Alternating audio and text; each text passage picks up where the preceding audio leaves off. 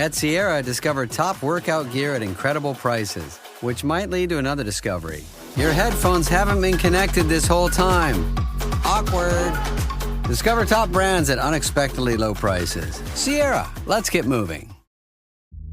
Build a routine with Ollie that supports your wellness needs, like getting your daily vitamins and minerals with Ollie's multi-gummies, or keeping your mood upbeat with all the vitamin D in Hello Happy. Give your gut health some support with probiotics, and wake up feeling refreshed after taking Ollie Sleep.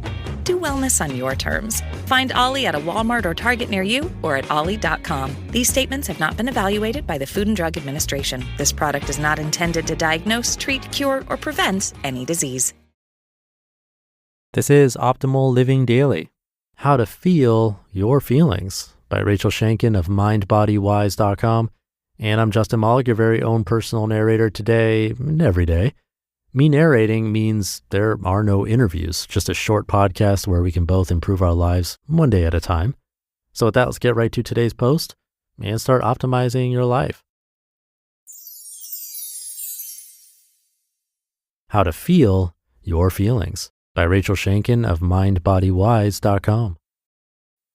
You may be wondering, why would I want to feel my feelings? Well, because it's life-changing in many great ways. Here are some ways to connect and begin the practice of feeling your feelings.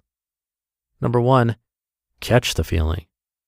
When you become aware of an emotion or feeling bubbling up, notice what situation or interaction preceded it. Check in with your physical response to it. See if you can practice this check-in without attaching a story to the experience. Experiment with letting go for the moment of trying to make sense of it or try and find the why of the feeling. Practicing this presence allows you to be mindful and connected with your entire being in a whole new way. Number 2, get curious. Our natural tendency is to label our experience: good, bad, pain, pleasure, I like, I don't like. However, this labeling activity takes us to our thinking mind, and from there we often go on automatic, which shuts down the opportunity to explore and tune in to what's really going on in the moment.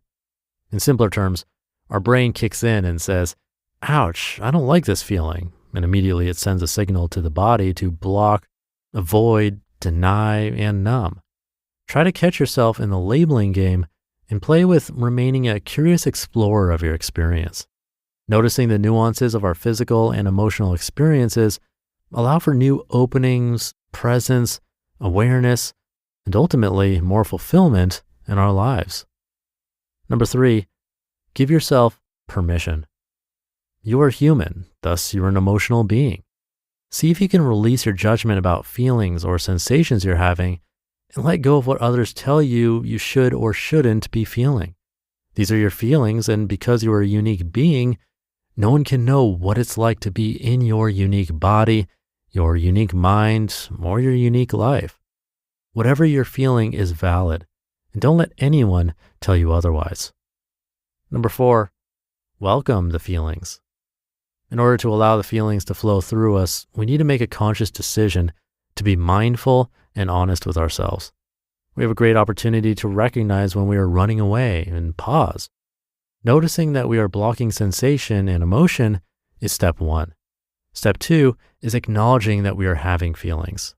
Step 3, get ready for it, is to thank your mind and body for alerting you to the feelings, whether they are of the feel-good variety or not.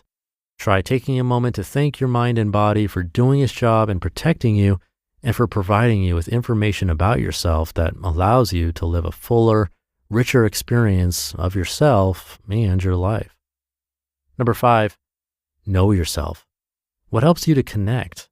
Yoga, meditation, talking with a friend, writing in your journal, going for a walk, drawing, cooking, yoga therapy, listening to music, getting a massage. The suggestions I've provided are all great, but I also believe that there are many ways to connect to yourself, and no one way is the right way. Your job is to find the way or ways that work for you to take time each day to actively connect to your internal experience. Number 6, care for yourself. Make you a priority and block out time for the things that serve you best in attuning to yourself. If you aren't sure what those are, maybe it's time to consider seeking out the opportunity to explore this further so you can learn what you need. An outside perspective, not necessarily advice, can be helpful. Consider talking to a friend who knows you really well, speaking to a mentor, hiring a life coach. And you already know some of my favorite ways: setting up a counseling session with a licensed professional and or booking a Phoenix Rising yoga therapy session. Even one session yields a lot of new insight and growth. And number 7, acknowledge yourself. It takes courage to decide to become attuned to your internal experience and to open yourself up to the unknown. It takes a great deal of commitment, self-love, and self-care. Acknowledge and affirm yourself each and every time you give yourself this gift. It's a loving, caring, and honest commitment that will serve you again and again. Note, it's less important what you do to connect than the fact that you are in awareness and receptivity about having your feelings. Notice when you neglect your emotional experience. What happens to your mood, your attitude, your body, your mind? Then bring yourself back to mindfulness and awareness. Good news, this is a practice, and like most things, it gets easier the more you do it. Also, it can be practiced with joy and excitement, like traveling to a country you've never before visited. Enjoy the journey. You just listened to the post titled, How to Feel Your Feelings by Rachel Shanken of mindbodywise.com. And I'll be right back with my commentary. This episode is brought to you by Amazon. Sometimes the most painful part of getting sick is the getting better part. Waiting on hold for an appointment, sitting in crowded waiting rooms, standing in line at the pharmacy, that's painful. Amazon One Medical and Amazon Pharmacy remove those painful parts of getting better with things like 24/7 virtual visits and prescriptions delivered to your door. Thanks to Amazon Pharmacy and Amazon One Medical, healthcare just got less painful. You found your person. Now let the Knot help you with everything else. The Knot connects you to the wedding inspo, vendors, venues, and planning tools you need to make your day totally you. Having helped plan 25 million weddings, we've got your back when it comes to every little detail like RSVPs, budgets, and more. Because your wedding comes to life with the connections that matter the most. Get started at theknot.com/audio. The Knot. Let's plan your wedding together. Thank you to Rachel. Number 1 was catching the feeling and checking in with your physical response to it. This is easier said than done if you haven't tried it. It definitely takes practice. And like she said, practice makes it a little bit easier. And not to be a broken record if you've been listening to this show for a while, but meditation for me is what helps here. But she made a great point in number 5 as well. What actually works for you? It's up to you to find that out. Maybe it's not meditation, which is totally fine. It could be yoga, writing, listening to music, any of those things she mentioned, or something completely different. We're all unique, and we all have our own quirks, and what works for me probably won't work for you. The more we try new things and actually give it a chance, the better position we'll be to know what works best for us. And that's why I offer lots of different authors on this show with many different perspectives. So try something out today that can help you optimize your life.